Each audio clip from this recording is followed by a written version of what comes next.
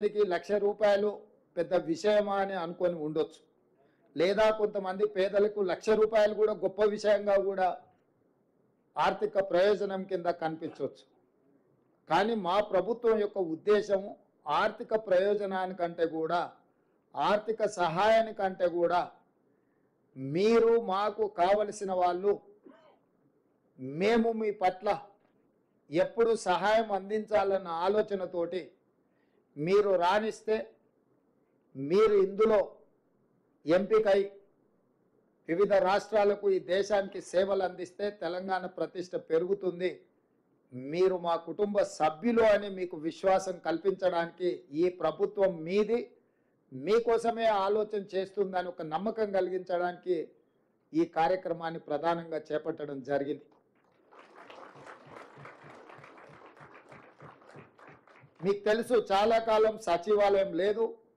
సచివాలయం వచ్చిన తర్వాత ఎవరిని రానివ్వకుండా పోలీసుల పహారాల మధ్యలో కాపలా కాసేది.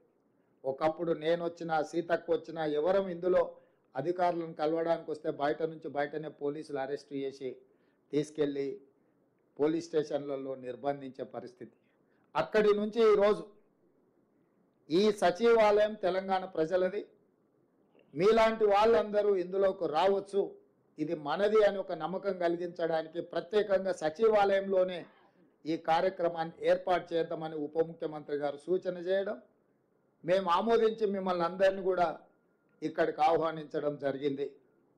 ఈరోజు నా సూచన ఒకటే, మీ అన్నగా మీరు ప్రిలిమ్స్ క్లియర్ చేయడమే కాదు, మెయిన్స్ క్లియర్ చేసి ఇంటర్వ్యూలలో కూడా సెలెక్ట్ అయ్యి తెలంగాణ ప్రతిష్ట పెంచాలి. ఈరోజు బిహార్, రాజస్థాన్, ఇతర రాష్ట్రాల నుంచి అత్యధికంగా ఐఏఎస్లు, ఐపీఎస్లు, ఐఆర్ఎస్లు, ఐఎఫ్ఎస్లు, ఇతర అధికారులుగా ఎంపికై వాళ్ళు ఈ దేశ సేవలో కానీ అత్యధికంగా భాగస్వాములు తీసుకుంటున్నారు. మరి అన్ని రకాలుగా ముందంజలో ఉన్న తెలంగాణ రాష్ట్రం నుంచి మనం ఎందుకు రాణించకూడదు, మన పిల్లలు ఎందుకు ఎంపిక కాకూడదు అన్న ఆలోచనతోటి మన వాళ్ళను, మన కుటుంబ సభ్యులను ప్రోత్సహించడానికి ఈరోజు ఈ కార్యక్రమాన్ని తీసుకున్నాం. మీకు సంపూర్ణంగా విశ్వాసం కల్పిస్తున్నది రాష్ట్ర ప్రభుత్వం. ఈ ప్రభుత్వం మీది, మీకు అండగా నిలబడుతుంది. మీరు ఏమాత్రం ఆలోచన చేయకుండా పరిపరి విధాలుగా మీరు ఆలోచన చేయాల్సిన అవసరం లేదు. పరీక్షల మీదనే దృష్టి పెట్టండి, రాణించండి, ఎంపిక అవ్వండి.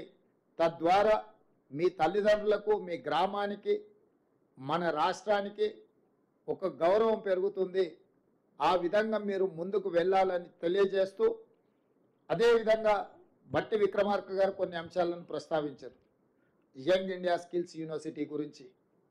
ఈరోజు తెలంగాణలో విద్య సర్టిఫికెట్ కోర్సులకు మాత్రమే పరిమితం అవుతున్నది.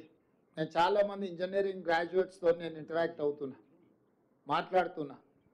ఇంజనీరింగ్ సర్టిఫికెట్ తీసుకొని బయటకు వస్తున్నారు, కానీ వాళ్ళ యొక్క నైపుణ్యం ఆ స్థాయిలో లేకపోవడం వల్ల నిరుద్యోగ సమస్య పట్టి పీడిస్తుంది. ఇంకొక పక్కన పరిశ్రమలకు సంబంధించిన వ్యక్తులు, పరిశ్రమలు నెలకొల్పిన వాళ్ళు వస్తున్నారు.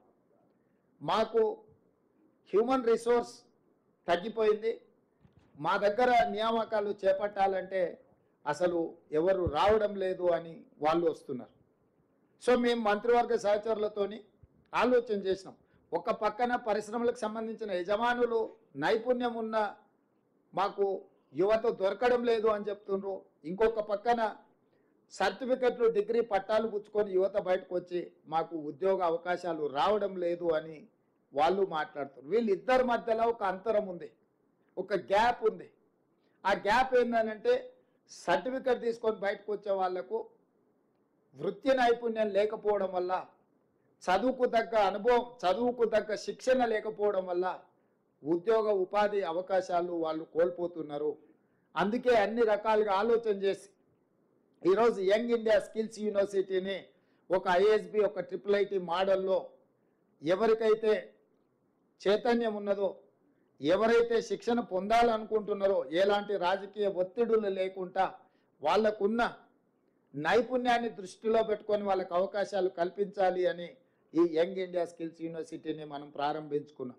దీన్ని పూర్తిగా ప్రభుత్వ అజమాయిషీలో ఉంటే అధికార దుర్వినియోగం జరిగే అవకాశం ఉందని చర్చలు జరగడం, సిలబస్ కూడా ఎప్పటికప్పుడు మార్చుకోవాల్సిన అవసరం ఉంది. కాబట్టి ఆ సిలబస్ను నిర్ణయించాలంటే కూడా ప్రభుత్వంలో ఆలస్యం జరుగుతుందని కొంతమంది విఘ్నులు సూచన చేయడంతో కంప్లీట్గా ఇండస్ట్రీ డ్రివెన్ యూనివర్సిటీగా మనం ఈరోజు నిర్ణయం తీసుకున్నాం.